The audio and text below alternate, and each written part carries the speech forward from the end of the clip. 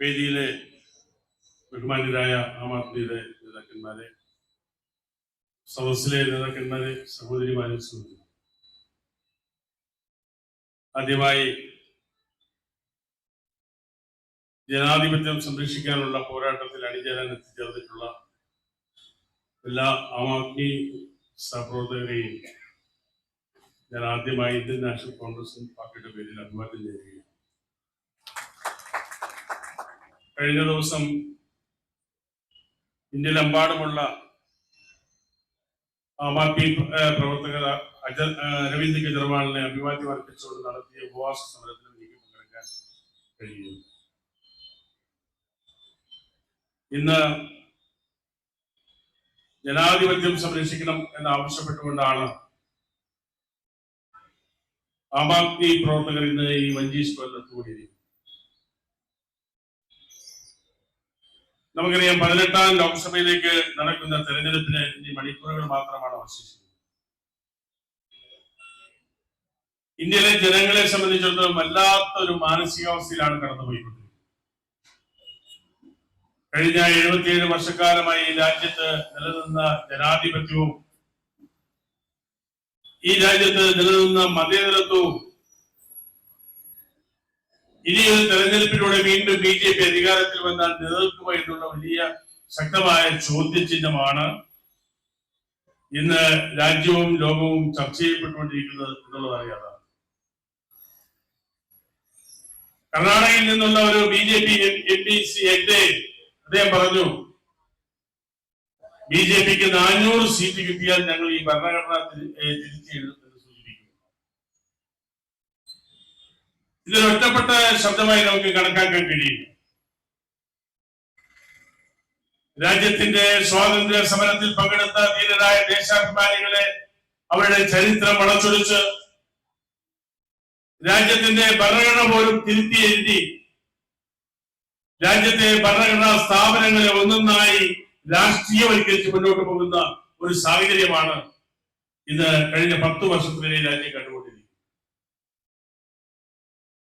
അതിന്റെ ഏറ്റവും അവസാനത്തെ ഉദാഹരണമാണ് ഡൽഹി മുഖ്യമന്ത്രി ശ്രീ അരവിന്ദ് കെജ്രിവാൾ ഇന്ന് ജയിലിൽ കിടക്കേണ്ട സാഹചര്യമുണ്ടായി. നമുക്കറിയാം, പ്രതിപക്ഷ രാഷ്ട്രീയ പ്രസ്ഥാനങ്ങളെ ബഹുമാനിക്കുക എന്നുള്ളതാണ് ഒരു ജനാധിപത്യത്തിന്റെ ഏറ്റവും വലിയ മൂല്യമായി നമ്മൾ കണക്കാക്കുന്നത്. ഒരു ഭരണകക്ഷിയുടെ കറക്റ്റീവ് ഫോഴ്സ് ആയിട്ടാണ് എന്നും പ്രതിപക്ഷ പാർട്ടികളെ ഇന്ത്യയിലെ ജനാധിപത്യ സംവിധാനത്തിൽ പ്രവർത്തിച്ചിട്ടുള്ള രാഷ്ട്രീയ പാർട്ടി എന്നുള്ള നിലയിൽ കോൺഗ്രസ് കണ്ടിട്ടുള്ളൂ. പക്ഷേ ഇവിടെ നമുക്ക് കാണാൻ കഴിയുന്നത് തങ്ങളെ എതിർക്കുന്നവരെ മുഴുവൻ ജയിലിലിടുക, അല്ലെങ്കിൽ എൻഫോഴ്സ്മെന്റിനെയും അല്ലെങ്കിൽ CBI കൊണ്ട് അറസ്റ്റ് ചെയ്യിച്ച് അവരെ രാഷ്ട്രീയമായി ഇല്ലായ്മ ചെയ്യുക എന്നുള്ള ഒരു നയമാണ് ഇത് രാജ്യത്ത് നടത്തുന്നത്. അതാണ് ഇവിടെ കണക്കുകൾ സഹിതം എന്റെ മുന്നിൽ പാസിംഗ് സൂചിപ്പിച്ചത്. അപ്പൊ അതുകൊണ്ട് തന്നെ രാജ്യത്തെ ജനങ്ങളെ സംബന്ധിച്ചിടത്തോളം വല്ലാത്തൊരു ആശങ്കയിൽ മുന്നോട്ട് പോവുകയാണ്. ഡൽഹിയിൽ അരവിന്ദ് കെജ്രിവാൾ ഇവിടെ സൂചിപ്പിച്ചു, ജയിലിൽ കിടക്കുന്നു. ശിബു സോറൻ ജയിലിൽ കിടക്കുന്നു. രാജ്യത്തെ മുഖ്യമന്ത്രിമാരെ മുഴുവൻ ജയിലിലടച്ച് അവരുടെ അഭിപ്രായങ്ങൾ പൊതുസമൂഹവുമായി ചർച്ച ചെയ്യാൻ ഇടവരാത്ത രീതിയിൽ അവരെ കാരാഗ്രഹത്തിൽ അടച്ചുകൊണ്ട് ഇവിടെ ഒരു ഏകാധിപതിയെ പോലെ ഇന്ത്യയുടെ പ്രധാനമന്ത്രി മുന്നോട്ട് പോകുന്നു എന്നുള്ളതാണ് യാഥാർത്ഥ്യം. കഴിഞ്ഞ 10 വർഷക്കാലം താൻ നടത്തിയ വികസന പ്രവർത്തനങ്ങൾ ഈ രാജ്യത്തെ ജനങ്ങളുമായി സംവദിക്കാൻ അദ്ദേഹം തയ്യാറാകുന്നില്ല. അദ്ദേഹത്തിന്റെ പ്രധാന ചർച്ചാ വിഷയം ജാതിയാണ്, മതമാണ്, രാഹുൽ ഗാന്ധി കഴിക്കുന്ന ഭക്ഷണമാണ്, തേജസ്വി യാദവ് കഴിക്കുന്ന ഭക്ഷണമാണ്. ഒരു പ്രധാനമന്ത്രി രാജ്യത്തെ ജനങ്ങളെ അഭിസംബോധന ചെയ്യുമ്പോൾ ഇത്തരം വിഷയങ്ങൾക്കാണ് പ്രാധാന്യം കൊടുക്കുന്നത്. സ്വാഭാവികമായും ജനങ്ങൾ പ്രതീക്ഷിക്കുന്നത് താൻ 10 വർഷം രാജ്യം ഭരിച്ചപ്പോൾ ഉണ്ടാക്കിയ നേട്ടങ്ങളല്ലേ, അല്ലെങ്കിൽ വരുന്ന 5 വർഷം താൻ എന്ത് ചെയ്യും എന്നുള്ള നേട്ടങ്ങളല്ലേ, നടത്താൻ പോകുന്ന കാര്യങ്ങളല്ലേ. ഇവിടെ ജനങ്ങളെ ഒരു രീതിയിലും അത്തരം കാര്യങ്ങൾ സംവദിക്കാൻ ഇടവരുത്താത്ത രീതിയിൽ രാജ്യത്തിന്റെ ജനാധിപത്യം ഇന്ന് മതേതരത്വത്തെ തകർക്കുന്ന രീതിയിൽ ജാതിയുടെ പേരിൽ, പ്രദേശത്തിന്റെ പേരിൽ, ഭാഷയുടെ പേരിൽ തമ്മിൽ അടുപ്പിച്ചുകൊണ്ട് 10 വോട്ട് നേടുവാനുള്ള രാഷ്ട്രീയ സമീപനമാണ് ഇന്ന് BJP സ്വീകരിച്ചുകൊണ്ടിരിക്കുന്നത്. അതാണ് നമ്മൾ വാരാണസിയിൽ കണ്ടത്. രാമജന്മഭൂമി ക്ഷേത്രം പണിതതിന് ഇന്ത്യയിലെ ഒരു പ്രതിപക്ഷ രാഷ്ട്രീയ പ്രസ്ഥാനവും എതിരല്ല. സുപ്രീം കോടതിയുടെ വിധി പ്രകാരം ക്ഷേത്രം പണിതു. പക്ഷേ ക്ഷേത്രത്തിന്റെ പൂജാരിയായി ഒരു പ്രധാനമന്ത്രി മാറുന്നു എന്നുള്ളതാണ് നമ്മൾ കാണേണ്ടത്. നമുക്കറിയാം, നമ്മുടെ നാട്ടിൽ അമ്പലങ്ങൾ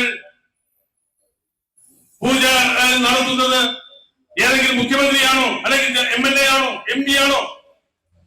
നമ്മുടെ നാട്ടിൽ അത്തരം പ്രവർത്തികൾ നടത്തുന്നത് പൂജാകർമ്മങ്ങൾ പഠിച്ച പൂജാരിമാരാണ്. മന്ത്രവും ഉപനിഷത്തും വേദവും എല്ലാം പഠിച്ച് അതിൽ പാണ്ഡിത്യം നേടിയ ആളുകൾ. അതാണ് കാശി മഠാധിപതി പറഞ്ഞത് ഇത് ശരിയായ നടപടിയല്ല എന്ന്.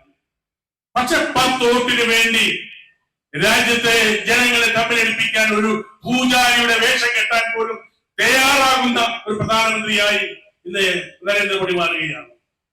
നമുക്കറിയാം, രാജ്യത്തെ ജനങ്ങൾ ചർച്ച ചെയ്യപ്പെട്ടില്ല, ഇതൊരു നാടകമാണ് എന്ന് മനസ്സിലായതിനെ തുടർന്നാണ് സിറ്റിസൺ അമെന്റ്മെന്റ് ആക്ട് എടുത്തിരുന്നു. 2019 പാർലമെന്റ് പാസാക്കി. പക്ഷേ രാജ്യത്തെമ്പാടും വലിയ പ്രക്ഷോഭം ഉണ്ടായി. ആ പ്രക്ഷോഭത്തെ തുടർന്ന് ഇന്ത്യയിലെ പ്രതിപക്ഷ രാഷ്ട്രീയ പ്രസ്ഥാനങ്ങൾക്കെതിരായി ശക്തമായ നിലപാടെടുത്തു. ആ നിലപാടെടുത്തതിനെ തുടർന്ന് അതിന്റെ ചട്ടമുണ്ടാക്കാൻ ഗവൺമെന്റ് തയ്യാറായില്ല. പക്ഷേ തെരഞ്ഞെടുപ്പ് പ്രഖ്യാപിച്ചപ്പോ അതിന്റെ ചട്ടവുമായി കടന്നു വരുന്നു ഒരു പ്രധാനമന്ത്രി. രാജ്യത്തെ BJP ആണ് നമ്മൾ കാണുന്നത്. അതിലൂടെ രാജ്യത്തെ ഒരു വിഭാഗം മുസ്ലിം സഹോദരന്മാരെ വല്ലാത്ത ഒരു മാനസികാവസ്ഥയിലേക്ക് തള്ളിവിടുന്ന സാഹചര്യമാണ് നമ്മൾ കാണുന്നത്. ആ സാഹചര്യത്തിലൂടെ വോട്ട് നേടുക എന്നുള്ളതാണ് BJPയുടെ നയം. രാജ്യത്തെ പട്ടിണിയെ സംബന്ധിച്ച് ചർച്ച ചെയ്യുന്നില്ല. രാജ്യത്തെ പാവപ്പെട്ട ചെറുപ്പക്കാരുടെ തൊഴിലില്ലായ്മയെ പറ്റി ചർച്ച ചെയ്യുന്നില്ല. രാജ്യത്തെ സാമ്പത്തിക സ്ഥിതിയെ സംബന്ധിച്ച് ചർച്ച ചെയ്യപ്പെടുന്നില്ല. രാജ്യത്തെ ജനങ്ങൾക്ക് ഉണ്ടാവുന്ന ദുരിതങ്ങളെ സംബന്ധിച്ച് ചർച്ച ചെയ്യപ്പെടുന്നില്ല. ഇവിടെ ചർച്ച ചെയ്യപ്പെടുന്നത് മതമാണ്, രാഷ്ട്രീയമാണ്. അതാണ് BJP നമ്മുടെ ഈ ജനാധിപത്യത്തെ കശാപ്പ് ചെയ്യുന്ന നടപടികളുമായി മുന്നോട്ട് പോകുന്നത്. ശരി, ഞാൻ ദീർഘമായി കടന്നു പോകുന്നില്ല. ഇവിടെ ഈ തെരഞ്ഞെടുപ്പ് വിധി നിർണായകമായ ഒരു തെരഞ്ഞെടുപ്പാണ്. ഇന്ത്യൻ ജനാധിപത്യത്തെ സംബന്ധിച്ചിടത്തോളം ഏറ്റവും പ്രധാനപ്പെട്ട തെരഞ്ഞെടുപ്പാണ്. 2019 നമുക്കറിയാം, ഇന്ത്യയിലെ ജനാധിപത്യ പ്രതിപക്ഷ പാർട്ടികൾ മുഴുവൻ തമ്മിൽ മത്സരിക്കുന്ന ചിത്രമായിരുന്നു നമ്മൾ കാണാനിടയായി. അതിന്റെ ഫലമായി കേവലം ഭൂരിപക്ഷത്തിൽ നിന്ന് 33 സീറ്റാണ് BJPക്ക് അധികമായി കിട്ടിയത്. ഈ തെരഞ്ഞെടുപ്പിൽ നമ്മൾ ഇന്ത്യൻ നാഷണൽ കോൺഗ്രസിന്റെ നേതൃത്വത്തിൽ ഇന്ത്യ മുന്നണിയായിട്ടാണ് മത്സരിക്കുന്നത്. ഇന്ത്യയിലെ പ്രതിപക്ഷങ്ങൾ ഒരുമിച്ച് ഒറ്റക്കെട്ടായി മത്സരിക്കുന്നു. ചില സ്ഥലങ്ങളിൽ മാത്രമാണ് ചില അഭിപ്രായ വ്യത്യാസങ്ങളുള്ളത്. പക്ഷേ അതിന്റെ ഭൂരിപക്ഷം സംസ്ഥാനങ്ങളിലും ഇന്ത്യ മുന്നണിയായി മത്സരിക്കുന്ന ഇന്ത്യയിലെ പ്രതിപക്ഷം, ആ പ്രതിപക്ഷത്തിന്റെ സാധ്യതകൾ ഇന്ന് തള്ളിക്കളയാൻ പറ്റാത്ത രീതിയിലാണ് കാര്യങ്ങൾ പോകുന്നത്. തെരഞ്ഞെടുപ്പ് പ്രഖ്യാപിച്ചപ്പോൾ BJP 400 സീറ്റ് കിട്ടും എന്ന് പറഞ്ഞ് പ്രചണ്ഡമായ പ്രചരണം നടത്തി. ഇപ്പോ അതിൽ നിന്ന് താഴേക്ക് പോകുന്ന സാഹചര്യമാണ് നമ്മൾ കണ്ടുകൊണ്ടിരിക്കുന്നത്. ശരിക്കും ഒരു സംശയവും വേണ്ട, ഇന്ത്യയിലെ പ്രതിപക്ഷങ്ങൾ ഒറ്റക്കെട്ടായി ഈ തെരഞ്ഞെടുപ്പിനെ അഭിമുഖീകരിച്ചാൽ തീർച്ചയായും BJPയുടെ അവസ്ഥ പരിതാപകരമായ സ്ഥിതിയിലേക്ക് മാറുമെന്നുള്ള കാര്യത്തിൽ യാതൊരു സംശയവുമില്ല. അതാണ് അരവിന്ദ് കെജ്രിവാളിനെ പോലെ ഇന്ത്യയുടെ ജനാധിപത്യം സംരക്ഷിക്കാനുള്ള പോരാട്ടത്തിൽ മുന്നണി പോരാളികളായി നിന്നിരുന്ന നേതാക്കന്മാരെ ജയിലിലടച്ചുകൊണ്ട് അവരുടെ ശബ്ദം ഒരിക്കലും പുറത്തു കാണാൻ ആഗ്രഹിക്കാത്ത രീതിയിലുള്ള പ്രവർത്തനങ്ങളുമായി മുന്നോട്ട് പോകുന്നത് എന്നതാണ് നമ്മൾ തിരിച്ചറിയേണ്ടത്. ശരിക്കും അത്തരം ഒരു സാഹചര്യത്തിലാണ് ഇന്ന് ജനാധിപത്യം സംരക്ഷിക്കൂ എന്ന് ആവശ്യപ്പെട്ടുകൊണ്ട് ആം ആദ്മിയുടെ എറണാകുളം ജില്ലയിലെ പ്രവർത്തകർ നടത്തപ്പെടുന്ന ഈ കൂട്ടായ്മയിൽ നിങ്ങളോടൊപ്പം പങ്കുചേരാൻ കഴിഞ്ഞതിലുള്ള സന്തോഷം പ്രകടിപ്പിക്കാൻ ഈ അവസരം വിനിയോഗിച്ചുകൊണ്ട് നിങ്ങൾ നടത്തുന്ന പോരാട്ടത്തിന് ഒരു പ്രതിപക്ഷ രാഷ്ട്രീയ പ്രസ്ഥാനത്തിന്റെ ഉത്തരവാദിത്തപ്പെട്ട പ്രവർത്തകൻ എന്നുള്ള നിലയിൽ എല്ലാവിധ അഭിവാദ്യങ്ങളും പിന്തുണയും നിങ്ങളോടൊപ്പം ചേർന്ന് നിന്ന് പ്രവർത്തിക്കുന്നത് മാത്രം ഈ സന്ദർഭത്തിൽ സൂചിപ്പിച്ചുകൊണ്ട് എന്റെ വാക്കുകൾ ചുരുക്കുന്നു. നമസ്കാരം. ജയ് ഹിന്ദ്.